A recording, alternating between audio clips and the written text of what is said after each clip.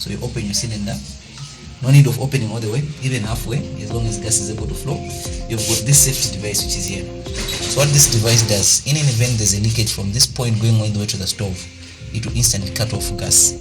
So once you open, after putting the cylinder, you pull this back and release. So this activates gas to actually be able to flow going to the inside. So from here, you now go to the inside. Oh, your pipe is coming up there, coming to the cabinet. Then you've got a valve here. So this is a safety valve, so there's no need for going in and out to open and close the cylinder. If you're opening, you're closing from here. So when it's seated like this is closed. When you pull it up, you've actually opened, right? So this stove works with electricity and gas. But right now we don't have gas. So we don't have electricity, sorry. So meaning the electric part won't work, right? So what you do, you use this igniter to ignite it. So for you to ignite it, you make sure it's open there. You push in the knob, you turn it, then introduce your flame there. So this is an automatic igniter. It doesn't produce any flame. All you do, when you just press there, it produces a spark there that makes it go on. So for you to turn on your stove, you push in, there's a knob.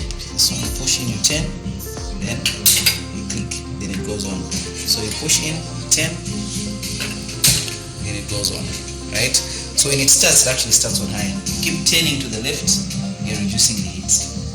Coming back, you're increasing. If you go all the way, that's off. This is reducing, coming back, increasing all the way, that's off, all the way, that's off. Then when you're done, always ensure you close on your valve here. So once you close, there's no gas that's coming to this side.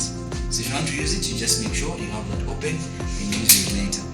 So when electricity is available, you won't be using this. Once it's on there, you'll be pressing this button. So all you do, you push in, you turn, then you press that button. The moment you press this button, it will make a ticking sound. So that ticking sound is what is going to make the stove go on. In an event that you're cooking and there's dirt that is going in, if this is dirty, all you do, you lift this off, you wash them. Once they're dry, you put them back.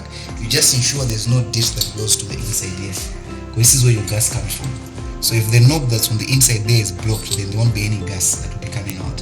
But if dirt goes in here, just get a wet cloth and you wipe on the inside.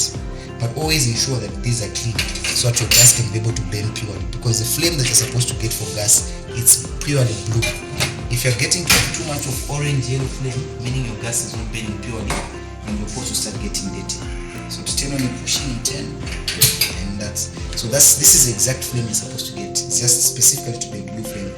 If there's dirt there or too many oils or any dirt, you start becoming yellow and orange. With such yellow and orange, you start making your pots dirty, because gas does not make any dirt in pots. It does not even produce any smoke. But always ensure once you're done, once it's off, you have this closed. There's no need for you to go in and out, open and close the cylinder. All you'll be controlling from is from there.